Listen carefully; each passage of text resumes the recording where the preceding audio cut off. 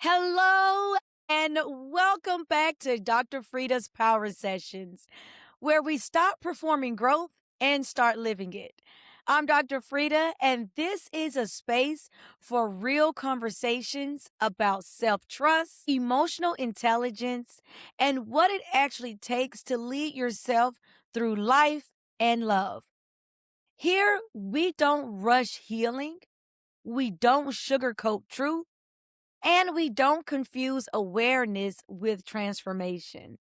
Power isn't about having it all together. It's about being honest enough to show up differently with yourself first. Now, every session is an invitation to pause, reflect, and choose alignment over autopilot. Now, let's get in today's power session.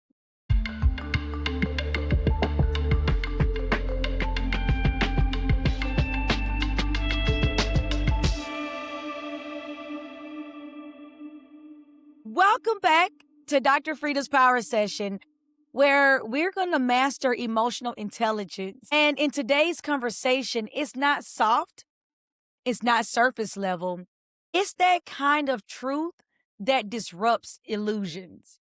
And today I am joined by Dr. Stephen Paul Edwards, international speaker, author, and PhD in spiritual counseling. Now, his memoir, The Venus Flytrap, Sex, Lies, and Repercussions, is a brutally honest exploration of love, power, obsession, and the emotional patterns that quietly destroy us. Now, Dr. Edwards' story is not about weakness.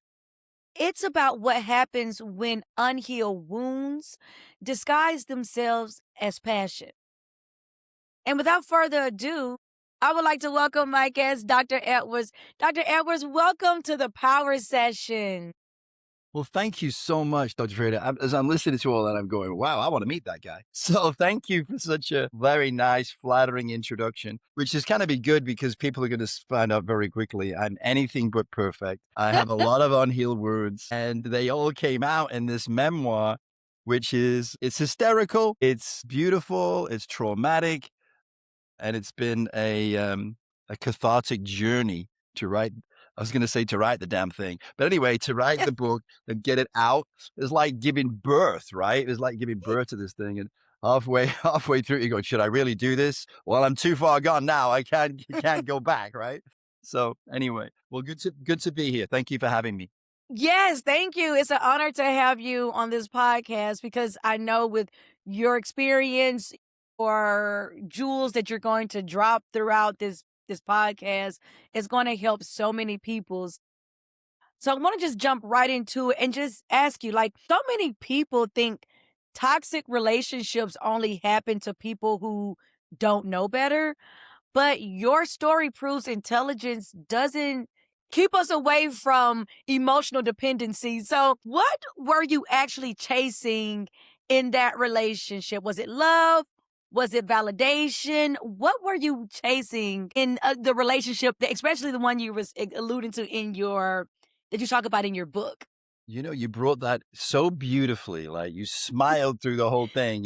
It's one thing for people who don't know better. However, our guest today knew better, right? Which is also makes it so fun, right? Because I'd spent, 25 years in the personal development and spiritual arena, got a PhD in spiritual counseling. And then people go, how the heck do you end up in this crazy, toxic relationship? And then just completely throw all that out of the window. Well, you can. So you might say he didn't have any emotional intelligence. He had emotional stupidity. Anyway, so, but you hit the nail on the head. She became my magnificent obsession, right? Mm. So part of it was addiction. I was addicted to her, right? And part of it was, I really fell hard for her. I really, really fell for her. And it's funny because you talk about a toxic relationship. When I was writing the book, I was thinking, well, I wonder if people can see why I loved her. But everybody can see it. Everybody falls in love with her, right? We're both crazy. And I mean that literally because we were mirrors of each other, as it usually works out. You know that, right? And Mhm. so just for an example here, which had traumatic effects on both of us throughout our lives. You know, she had issues with her father, I did, but more than anything, she was thrown in a mental asylum when she was 16 years of age. Her Mm. father put her in there. And my parents put me in a mental institution when I was 16 years of age, right? So, I mean, you want to talk about parallels. So we had two absolutely crazy people, right? Together.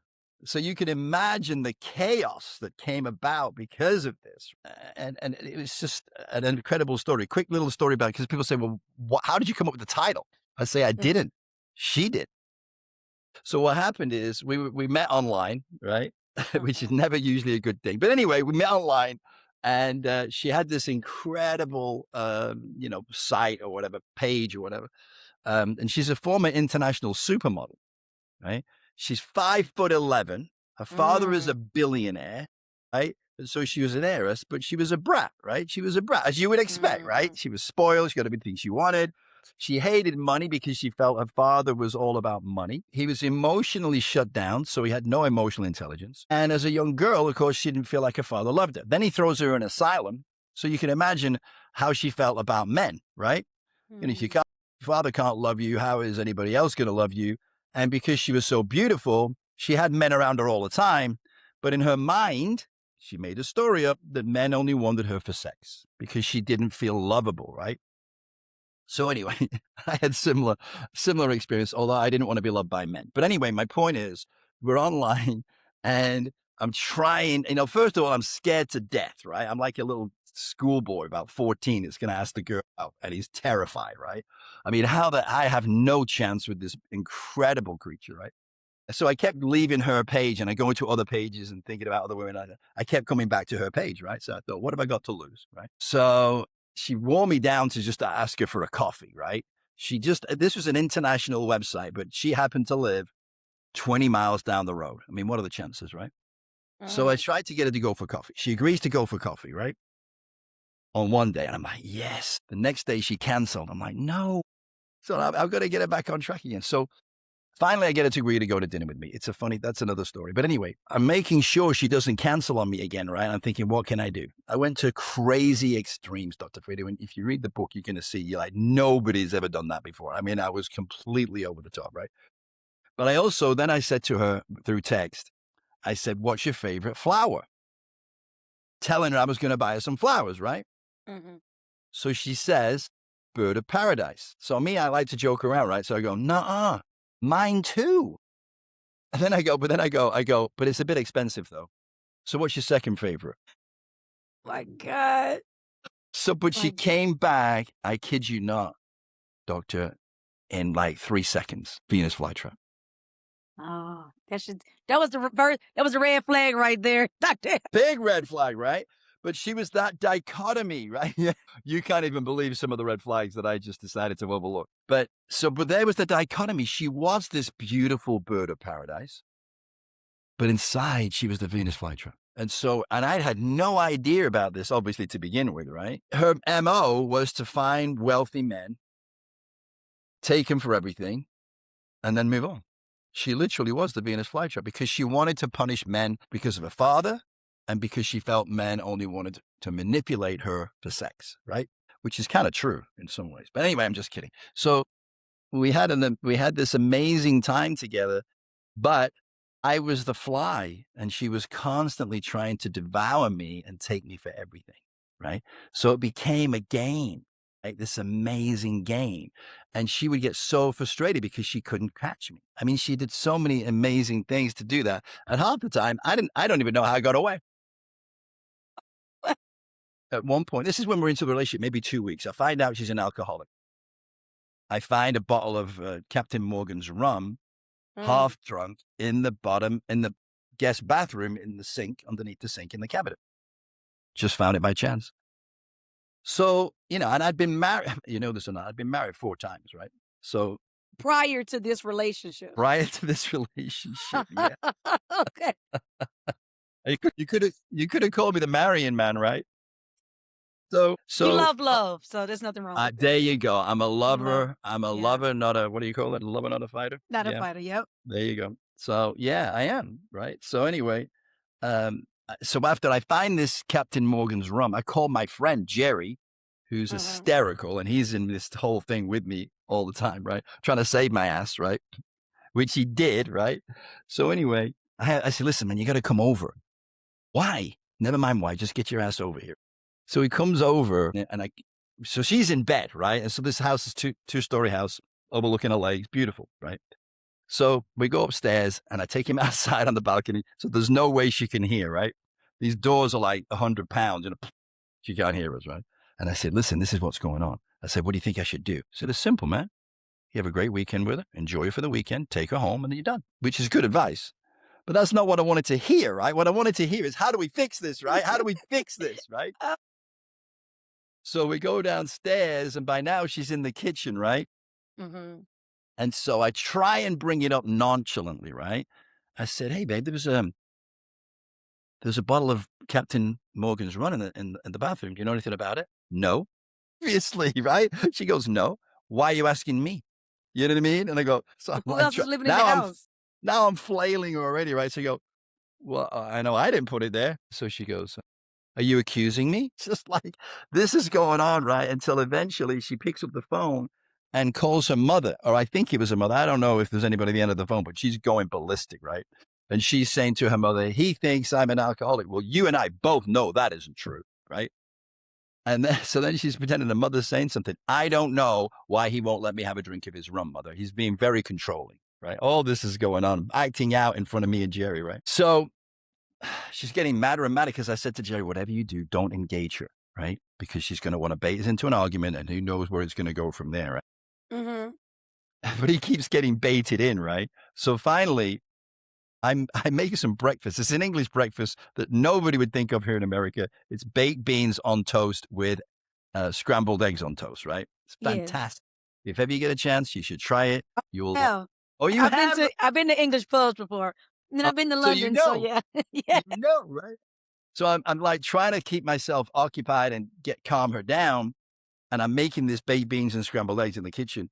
And Jerry, he'd had it before and he loves it, right? So I'm making it for us too. And I said to, her name's Tamaz in the book, right? I said, would you like some baked beans and eggs on toast? She goes, my God, no. Just, like playing up, right? So I get the breakfast. I put it on the table, which is by the window looking over the pool and the lake. And I sit down to eat mine. She walks over, takes the edge of the plate and just tips it into my lap, right? So now I've got it all over the front of me, right?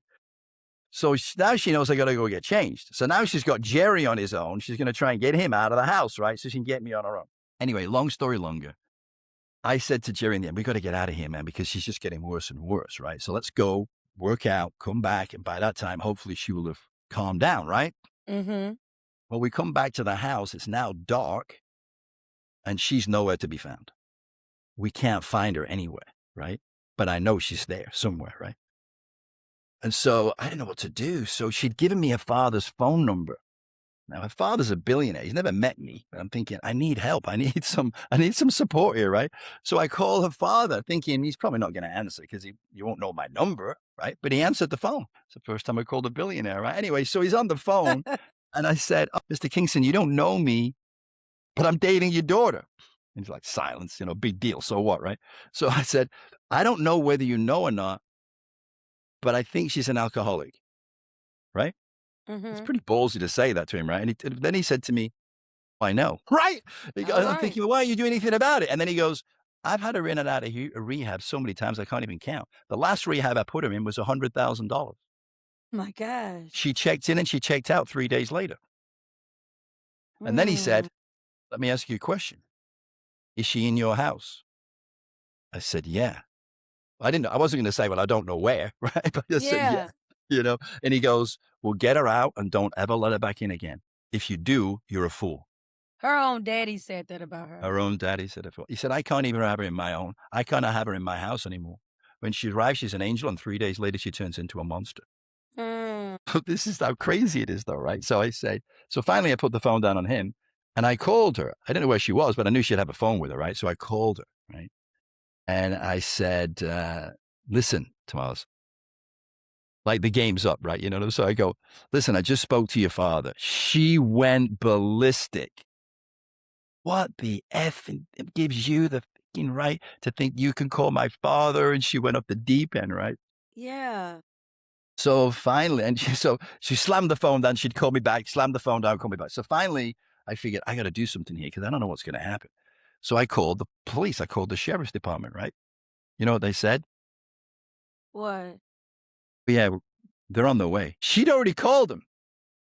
On you? Wow. So you still don't know where she is in your house at this Still don't point. know where she is. This is like a But I do. Lifetime movie. Like, just It playing is. out. It's This going to is like be, a I'm telling Lifetime you, it's movie. going to be a movie or a Netflix series. We're Jeez just getting Louise. started. This goes on for 3 years. You was with this lady for 3 years doing this back and forth dance?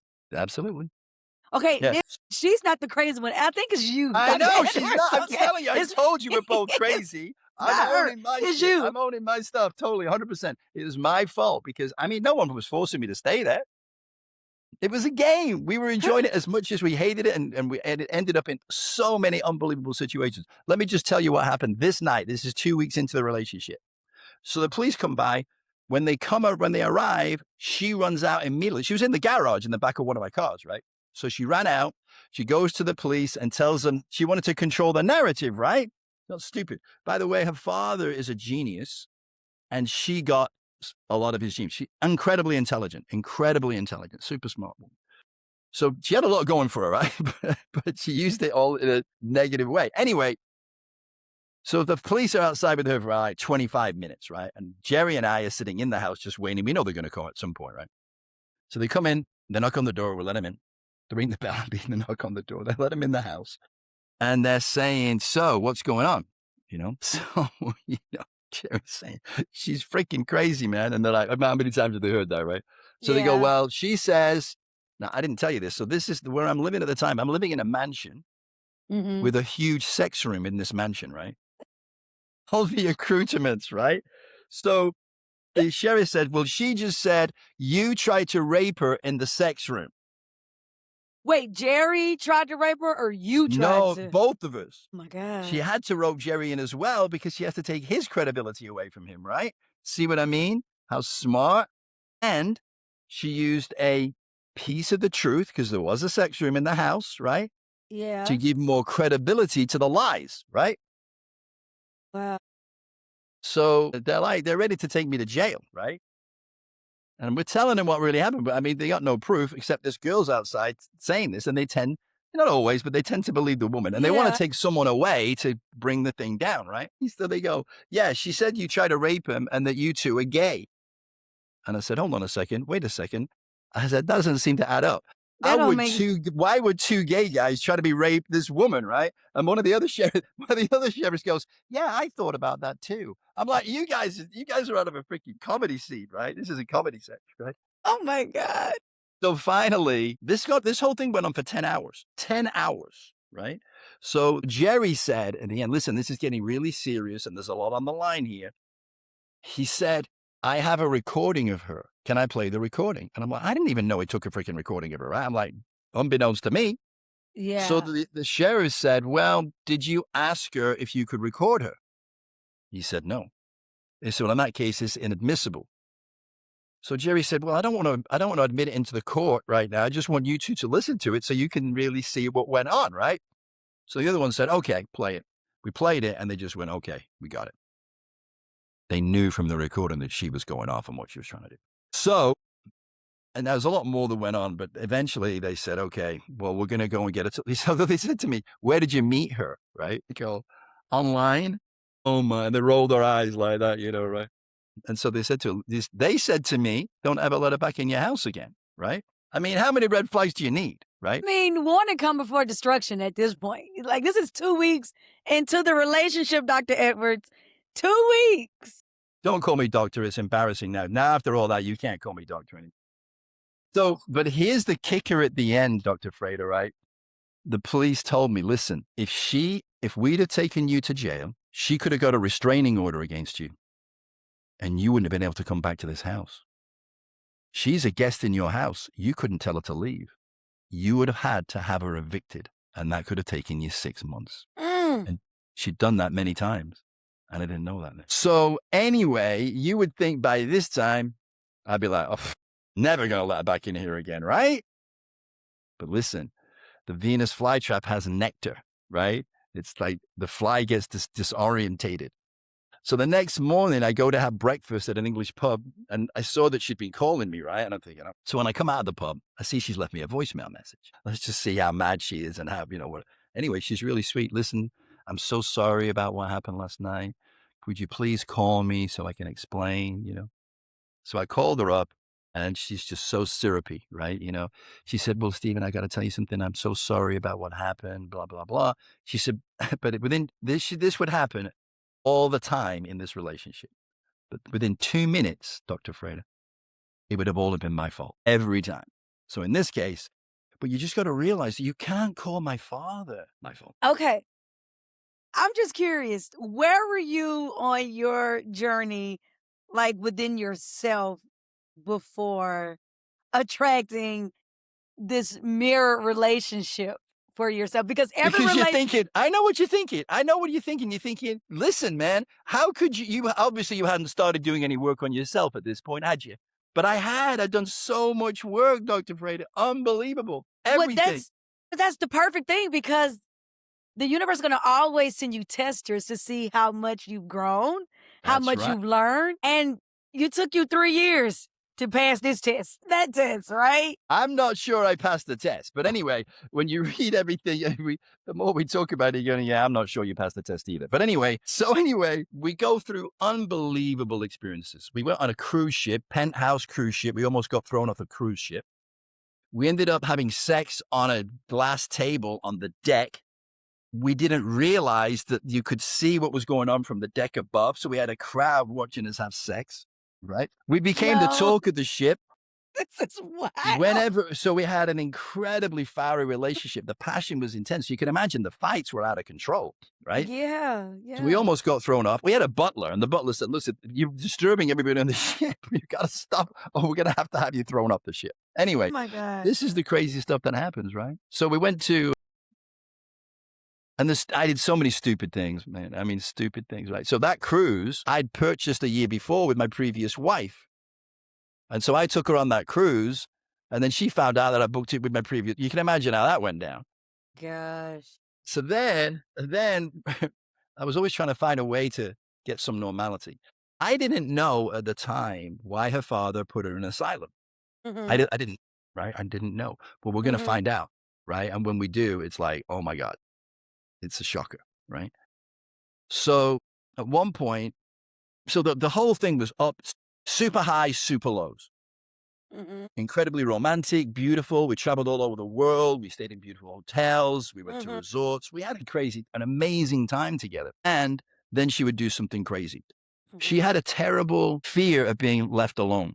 To the extent that most people cannot imagine what that feels like. And I'll tell you why in a minute. But she was just terrified of being abandoned and left alone. Well, every week I went on the road and I went out to a speaking event somewhere in America. And so I left her every week. And that's when she would act out. She would steal my cars. She would go off on binges, go to a casino for 3 days or whatever. I mean, just binge. So that's when I started taking her with me, which wasn't a solution either, because then she was crazy with me when we were on the road and I got all kinds of trouble then, right? So at one point, I said, well, I'm thinking maybe we need to go on a trip. So I'll take her to Vegas, right? I've got an event in Vegas. I'll bring her to Vegas. I mean, yeah. I mean, what could... to take somebody. What? Exactly. I'm like, what could go wrong in Vegas, right? What could possibly go wrong in Vegas? So, of course, everything went wrong in Vegas, right? She was doing all kinds of... She got thrown out of the hotel on her own, right? Because the first night we got there, I'd said, listen, we're going to spend 3 days here while I'm doing the event, and then we're going to go stay at the Wynn for 4 days, right? But I said, while I'm doing the event, I got to be focused, babe. I'm just losing my focus. I got to be focused. I got to have a good event. So we need to go to bed early for the first 3 days. And then when we go and party the 4 days, we're fine. Yeah, no problem. We get to the hotel. We check in. We're putting all the stuff in the room. I have stuff that I make for juice in the morning, put it on the fridge. I get in bed. She's getting ready to go out. I said, babe, look, we talked about this. We're not going to go out until... Well, you can go to bed. I'll see you later. I'm thinking I'm not going to get in an argument with her because it'll just be a big problem, right? So I Yes. just said, okay. So Jerry was now working with me on the road. So when she'd gone, I packed all my cases and I went to stay with him, right? So she Mhm. came back and I wasn't there. God. So, and for the weekend now, I'm wondering if she's going to come in the ballroom and create a scene, but she doesn't, right? So she does her thing. I don't even know what she was doing. Come to find out later, she was causing all kinds of trouble, right? She has a dog, right, that she takes everywhere with her. Right? It's a little miniature tuxedo party poodle, Okay. black and white thing. She's got her arm all the time. She has a license so she can take it with her wherever she wants to go.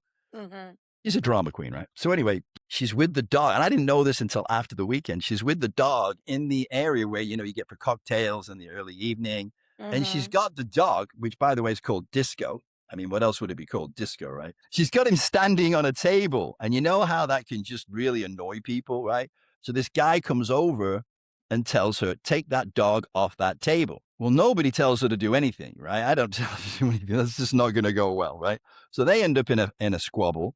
The security have to come, and she gets thrown out of there, right?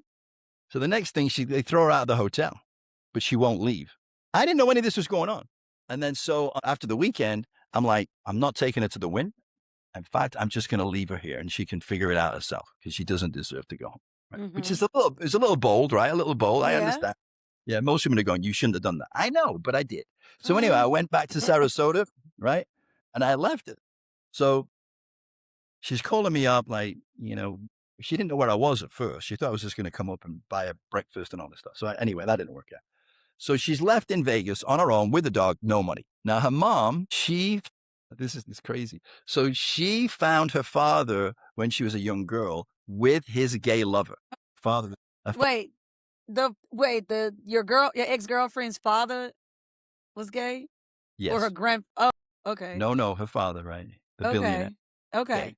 So Okay, she gotcha. finds him with a gay lover Gotcha. and then goes and tells her mother. So the daughter this is just a lot. How old was she when she seen this? Like, that's a lot. That is a lot. Like, she is I know, right? We barely got going yet. So this was when she was a young girl, right? So she would have been 12, 13. And my gosh. so she always believed that her father never forgave her. He did, but she didn't believe that. She believed that he was always had it in for her, which is why he put her in the asylum. Probably Mm, not connected, but that's in her mind. yeah. So anyway, he's a billionaire. They got divorced. Her mother got $50 million in the settlement, Mhm. met another guy, and he embezzled it all off her. She was broke. She Oh, was living with her mother, Tomas's grandmother, living off Social Security, right? So when she's in a situation, she's in Vegas, she got no money. Did she call her father? Nope. Who she call? her mother that's on a fixed Called her income? mother and got some money off her mother. Her mother sent her some money to Western Union, and she'd rather take that than call her father. Oh, So now she's got just enough money to get to the airport. So she'd managed to talk them into rebooking her on the flight she missed. It was going to be the following morning, like at 6 a.m. So she goes to the airport, sleeps at the airport, but we're on the phone the whole night. And by the time she got on the plane, we were made up again. my god. This is, like, so exhausting. It's I know. this is It is. what was okay, first, before we even get to what was the straw that broke the camel's back, because I'm quite sure you have done some inner work, okay? Yeah, no, not really. I'm Okay, kidding. I'm kidding. Yeah. I'm kidding. okay. I'm kidding. Yes, Dr. yes. Edwards, what emotional wounds, because you said you all had this parallel Yeah. Parallel universe. Yeah. together, right? Yeah. And every relationship, whether it's platonic, romantic, professional, they come to us to mirror what we need to work on, what we don't want, what lessons we need to learn, whatever that is. What was in you, besides the parallel universe, emotional wounds or emptiness that you had within you to attract her and to keep her attracted within your universe? Yeah. It's a good question. I was pretty much perfect. I'm kidding. I'm kidding. Right. I'm kidding. Right? I told you I like to joke around. You can imagine the humor in the book. You'll be crying, laughing, right? My Yeah. God. God. So anyway, yes, a lot of trauma when I was a kid, right? So very similar to her, right? So my parents My father was never home. He was a salesman, right? So he was traveling Mhm. all over. And Mm. look at me, I ended up doing the same thing all over the world, right? They Mhm. never really had a home. Mhm. It was a very intense, uncomfortable, controlling atmosphere. It was like you were like walking on glass the whole time, right? Mhm. And if you did anything wrong, or even if you did something right, it wasn't going to be good. From your mother So or from your what's father? that? From your mother's side or your A father's little bit side? from my mom. See, here's the thing, patterns repeat. My mom's father left her when she was 5. Mm, Now he just walked out of the home and never came back. mm, So she used to sit on the stoop and the back door after she came home from school, hoping that he was going to walk around the corner, mm, and he never did. mm, And my grandmother was married 4 times, right? mm. And so she had all these stepfathers, and she didn't get on well with them, right? Because she was scared of men, right? But would never show that because my mom was very proud, right? Yeah. And so she would be in conflict with them. So there's men issues there, right? Mom had men issues. Now, my mom was going to leave my father. She'd found him, she thought she'd found him cheating. I don't know that it was ever confirmed, but she thought she'd found him cheating. So she was about to leave him, and then she found out she was pregnant with me. Mm, So unconsciously, she felt like me, I was the reason she couldn't leave him. Right? mhm, To have one kid and get divorced back then was one thing. 2, just no way. So mm, anyway, so she had a lot of anger, and she was closed down emotionally, and so I never got any nurturing, right? mhm, And my father was very controlling. So all I wanted to do was run away from home, which I did in the end. The other thing that was big that really impacted me as a young boy is when we were in school. This is kind of funny, but not. So when we were in school, we used to play sports, and then all the boys used to go back to the showers to get changed. mhm. So I was the kid that got picked on for having a small package, right? I told you it was funny, but for me, it was freaking traumatic, right? I got a joke right now, but it might not go down too well. But anyway, you probably know what I'm thinking. Anyway, so I was traumatized by this. And of course, they used to tease me like mercilessly, girls and the boys, because of course the boys tell the girls, right? Yeah, So, but you know what you were saying a minute ago about how everything happened. I have a belief that everything happens for us. of Nothing happens. course. It all happens for us, right? Of course. So I had to look at, well, okay, what's the silver lining? Well, what that made me is it made me insecure in the bedroom. And so I overcompensated, right? Because I knew I had to be creative to give my partner pleasure. So I became really good at it, right? I mean, Mhm, really, right? So that was the silver lining, right? So, and that's why we could spend 3 days at a time in the sex room mm, because I understood all the different ways to mhm, take care of business, you know? So anyway, and then we loved playing backgammon, right? So I okay. knew that from the first time I met her on her website, she played backgammon. I love backgammon too. So we used to have sex for like 5, 6 hours, go sit outside, play backgammon. And that's when we would talk. That's when we would have our social time. Mm, And that's when I really got to see the intelligence in her. And she changed my perception of many things. But to back to the question. So I had that insecurity sexually. mhm, I had that insecurity that I never felt loved by my parents, that I wasn't good enough to be loved. So similar to her, right? I mhm, wasn't good. And even when we first met, I didn't feel good enough to really date her. mhm, I just got taken over by emotion, right? So yeah, so I was working through all that. I also had shame, to be teased about that as a young boy. That's shameful, right? Made mhm, me feel shame, right?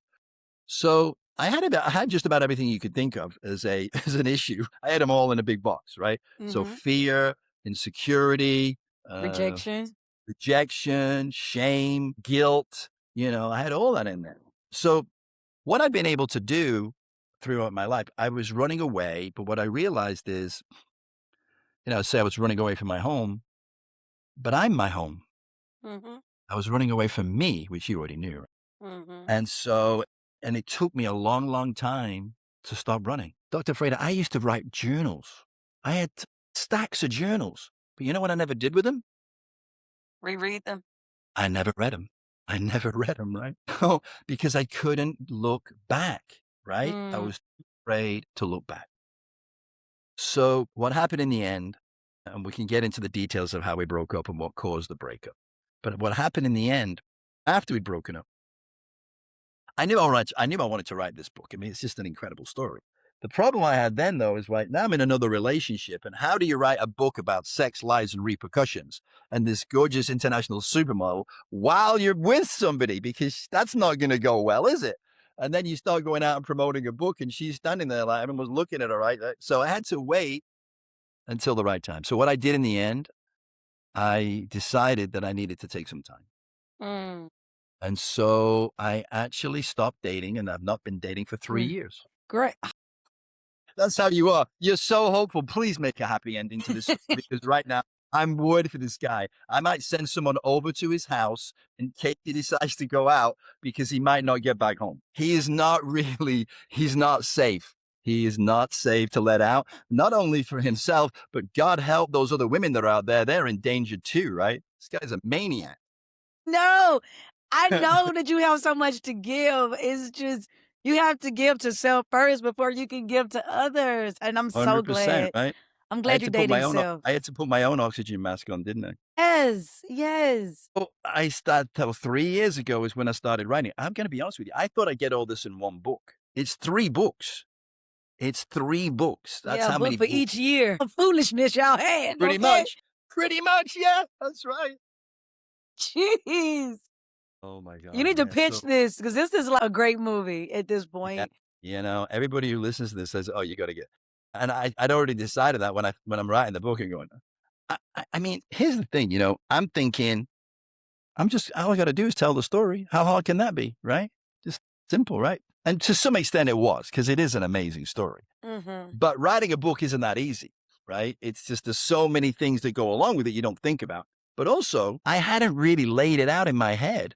And so I get through I get through 30 chapters and I'm going, we're just getting started here, right? So then I realize it's going to go to book 2. Then I get to the book end of book 2 and I go, I got to do another one, right? So it's a trilogy, 3, yeah. There's so many amazing parts of the book. So what you're asking me though is how did it all come to an end? Is that what you want to know? Yes. All Or right. is that going to give away the book? Because Well, it's I don't going to want to give away get some of it. So I'd say to your audience, if you think you're going to want to read this or watch it, spoiler alert. You might spoiler want alert. to cover your ears right now. So this is the tragedy, right? Here's the tragedy. So we met in April 2014, Mm-hmm. and we would have more happen in a month than most people would have in their entire married life. It was so intense, right? So intense. Clearly. So at Christmas, my friend Jerry, right, who's in the book all the time, he comes over at Christmas after she left. And I won't get into where she went, but she'd gone. We weren't broken up or anything. But anyway, he comes to the house and he bought me a gift, a little bundle of books, all about psychology, because he knows I love psychology, right? So one of the books is called I Hate You, Don't Leave Me. And that book was one of the first books ever written on borderline personality disorder. Anyway, so I opened the book and I'm reading it, and it's got case studies in it. And Mm-hmm. these people who have borderline. And in the first case study, I kid you not, Dr. Freda, it was her story right there on the pages. Like, oh my God, right? So what that did, it did a number of things. First of all, I knew it's a disease, right? And so first of all, and there's 9 different symptoms that you have. If you have 5 of them, you've got it. But there's Mm-hmm. 9. She had all 9 to an extreme, right? So anyway, but what it made me do inside is like, it's just going to sound weird. I had more compassion for her Mm. because I realized it wasn't her fault, Uh-huh. right? That these are things that are just part of having the disease. Now, what it said in the book is that borderline personality disorder is treatable. In my head, I decided to make that it's curable. Oh my God, Dr. Edwards. Lord, Jerry, you trying to Talk help about him, you made it worse. made it worse. Uh, so then we went through another ton of unbelievable, crazy episodes, right? But in the end, to answer your question, I was literally losing my mind, Mm-hmm. going insane. I really was, right? So my therapist said, "Look, Stephen, you got to make a decision. You can't cure borderline personality disorder, but you can treat it, and you can live with it, and you can live a reasonably normal life, but only if you go to therapy at least 3 times a week, and then it's going to take years, right?" Mm-hmm. And then so she said, "Let's be honest. Is she ever going to go to therapy?" You see, because she was terrified of going to therapy because of what her dad did to her and put her in an asylum. She's thinking, what if they do that to me again? There's nothing Mm. you could have said to make her believe that that wasn't possible. Yeah. So Yeah. she would never go to therapy, right? And you can't really blame her, really.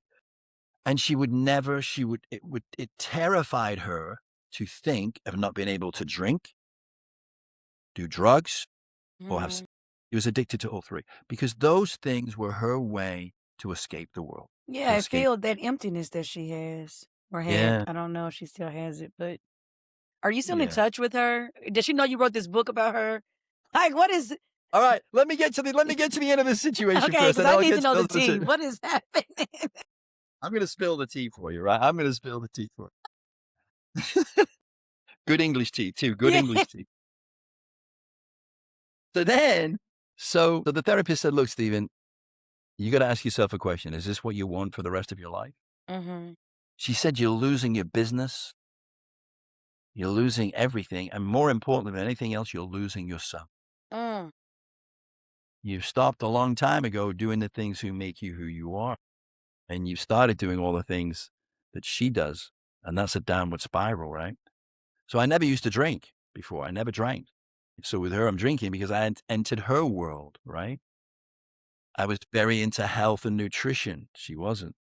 So all those things went out the window. Me working out, all the things that I used to do, which is funny though, because whenever we broke up, I'd start doing those things again, but then she'd come back again. Anyway, so I realized in the end, and this is where I feel like it was a tragedy for me because I had no choice. I probably wouldn't have let her go if I didn't know this, right? Mhm. That there was no way to cure her. I couldn't do anything. It was taken out of my hands. So I had to let her go. And it was the hardest thing I've ever done in my life.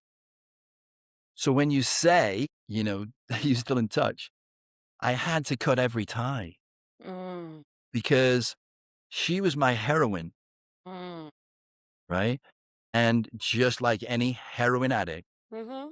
if you stop, you can't go back because the moment you go back, you're out of the in. And Mhm. if she walked in this room today, it would be start all over again. I'm telling you that right now. We'd be all over each other. I mean, there's nothing like it. My God. So, but here's what's interesting. And this is something I used to say about her all the time. She's incredibly psychic. Mhm. So we haven't spoken in 8 years. Mm. I just wrote this book, put it out there. Guess what? She got a copy of the book. How does she know I'd written a book? How do you know she got a copy of the book? I'm going to tell you. I'm not going to leave you hanging. So what happened was, and I have a team that helped me with all this stuff, right? Mhm. I didn't even know this. So we're in a meeting one morning, and my assistant says to the other ladies that are on the call, right, on the Zoom call, she says, "Can I tell the ladies what happened?" And I thought she was referring to something else that we had going on in the business. I went, "Sure," right? And then she said, "Well, Tomas got on his Facebook." I'm like, "What? I didn't know that," right? I had no idea. Yeah. And so they showed me the post, and it was a post of an iPad with the copy of the ebook on the front, a cup of coffee next to it, and she wrote as her comment, "This book is about me, UTF." My God. So she knows. Now, I didn't respond. I did not respond. I mean, I wanted to, but I How did that didn't. make you feel though?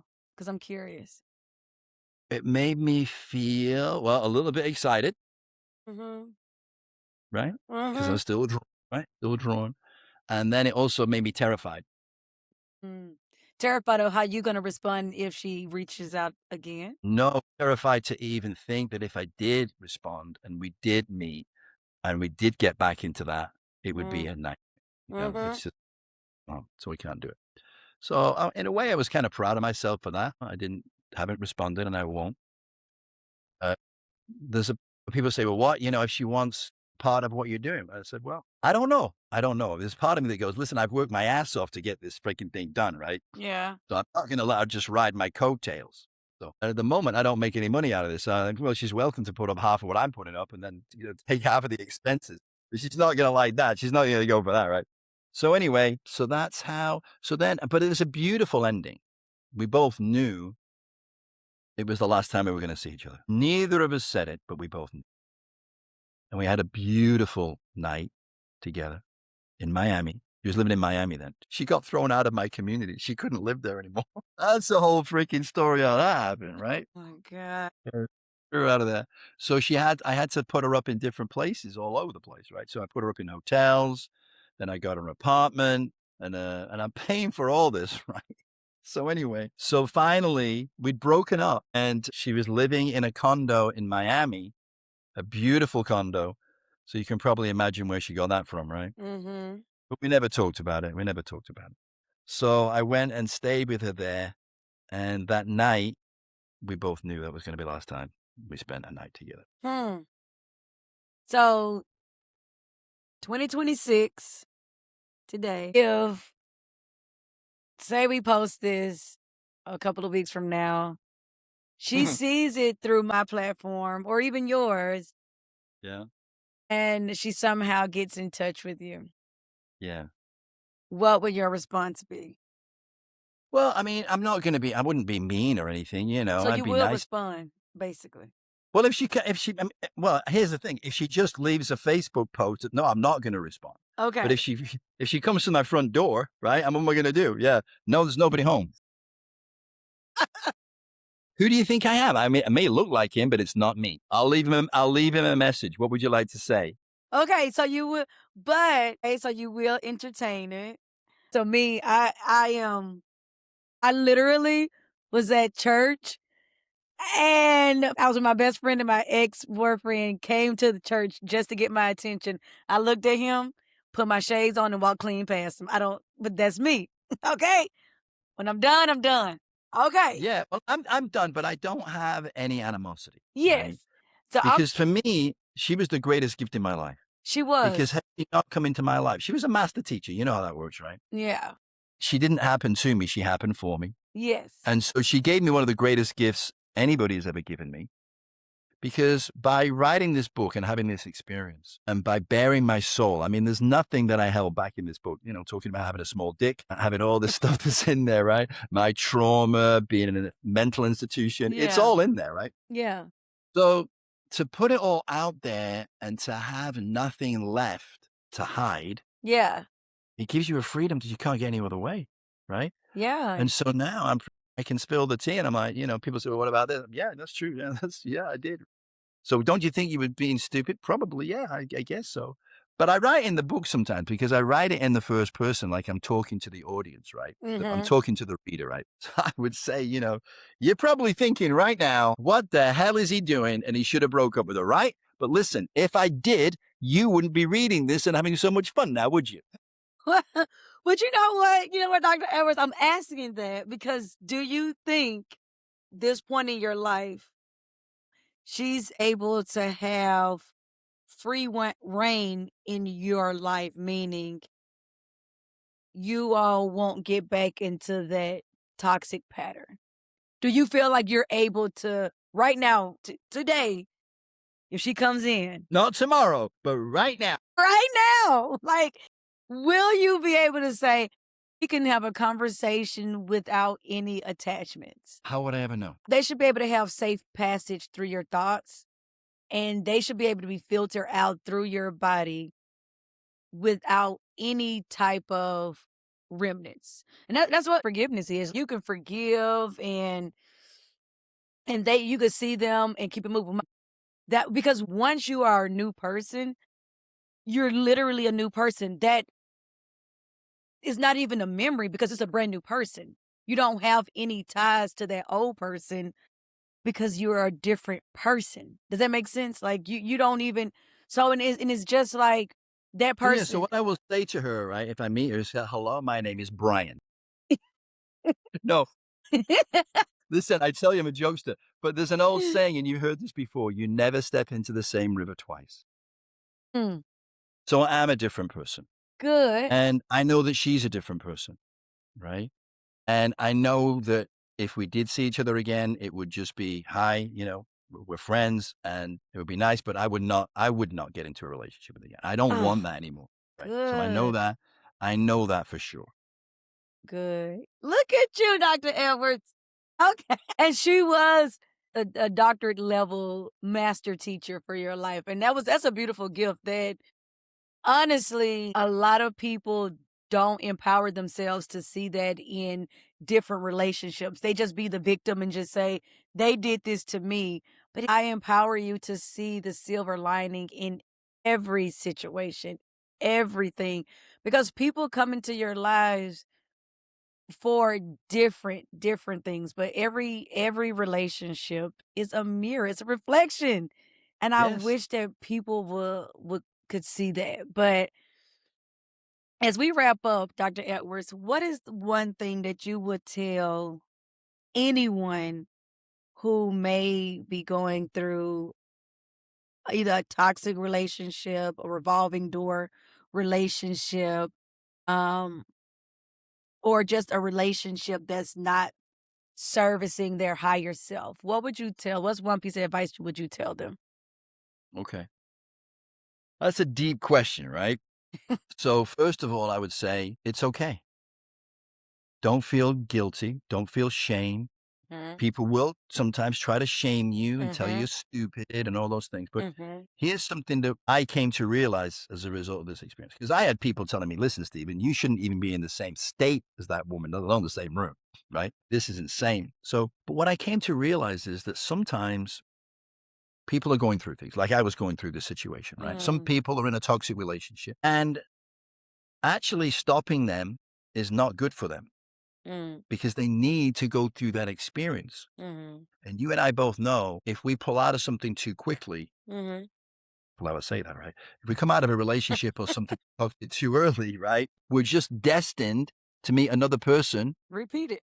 in a different body and replay it, right? And go Mhm, through it again until we actually see it for what it is. mhm, And so it doesn't mean there's anything wrong with people, us saying, listen, you shouldn't really, you don't need to go through this. This is not a good thing and help them. But at the mhm, same time, we have to, and if they go back, we got to be, okay, she's not ready yet, or he's not ready yet. mhm. He will get there when he's ready. And when they're ready, I'll be there for him. Not just, well, I'm going to cut myself up. I'm sick of hearing it from her, or him, right? I'm done with them. I've told them what they need to do. What is wrong with them, right? But sometimes they just got to stay in it a little bit longer, right? Mhm. So that's first thing. So don't ever feel shame for what you're going through. Ask yourself a question. Is this what I want for the rest of my life? Mhm. And if it isn't, then you know you've got to leave. Now, I got to the point where I knew I wasn't going to stay with her forever, but I just thought I'll have a good time while I'm still with her. So again, talking my way around it, right? So just again, what we said earlier, that just come to the realization, if you want to stay, it's your choice, but Mhm. there will be consequences and you've already seen them and Mhm. they're not going to change. Right. And then it's up to you how long you want to go through that for. Right. And Mm. when you've had enough, you will have had enough. And then it's right. It'll be the time. And then you've got to really reflect on it and honestly believe this. It's easy to say, but really believe it that it didn't happen to you, happen for you. Yes. There are many gifts in there, but you got to be committed to looking for them, right? Mm. If you play the victim, if you think it happened to you, you'll never Mhm. find you'll never find all the precious gems that are in there, and you won't move on with your life in a positive way. You'll just keep repeating the same. Yes. That's what I was looking for. I empower people to be curious about yourself, about every situation. What is the why? Why did I even attract this person? Why is it intoxicating to me? Why I can't let this person go? Just be curious, and that's where the first step of healing. And I'm just curious, was Jerry still on your team? Like was Jerry like that friend that just continued to be with you? Okay, good. Thank you, Jerry. Thank you. Thank you. Yeah, we're like brothers, right? So we're friends for life. Good, good. That is great. Thank you. Okay, so Dr. Edwards, how can we work with you? We got to get the Venus flytrap. I encourage the audience to always have a toolbox, a life toolbox. So in your toolbox, you're going to have different resources that you're going to pull out that's going to help you throughout life because that's just life. Your book will be in the toolbox. But how can we work with you? Do you work with groups, individuals? How can we get in touch with you? Great question. I do coaching on how not to be in a relationship. I show people how to see the toxicity, but no judgment. If you want to go back, it's fine. It just means more coaching sessions. Anyway, so that I do that. What I've done for your audience, though, I've sent you a link, right? Mhm. It's a link to a free book. It's a chapter that I didn't put in the book, but it's a good, but it really gives you a sense of the book, right? It's, as you can probably tell, we didn't really get into the erotic side of things, which is probably just as well, but it is very erotic, right? So it has that part of it, and it has some of the craziness that went on between us, us arguing and fighting, and then her storming off and all that stuff. And all those things are in this chapter. And then there's access to the website, which is great, all the social media. My website, I think you got the link to that too, Yes. vft23.com, the link to get the free book, and there's all kinds of other things on the website. I have a very powerful mission, vision, and purpose. I Mhm. was listening to one of your podcasts about having a mission, right? And making sure you do that purpose. It's critical. So our goal is to really impact people in a positive way, Mhm. right? And give them the freedom that I have now to embrace themselves. We all have a light side and a dark side to our nature. Mhm. Until we can accept both of them, we're never really free. Mhm. How do you do that? So we talk about that as well, and a bunch of other things as well. So I'd love to hear from people. We want to create a community, just as you have done, right? Mhm. Of people that are looking to heal and go out and share what they learn with other people. So we spread love and pack light. I love that. Thank you so much, Dr. Edwards. So, before we close, I want everyone to know that toxic patterns doesn't mean that you're broken. They mean Mm-mm. that there's something inside of you that's still asking to be healed. And healing begins when people stop chasing validation and start choosing themselves first. So, Dr. Edwards, thank you for your honesty, your depth, your jewels that you drop, and just your humanity. And to everyone listening, remember, love is not meant to consume you, it's meant to expand you. And with that said, I'm Dr. Freda, and I will see you all next week.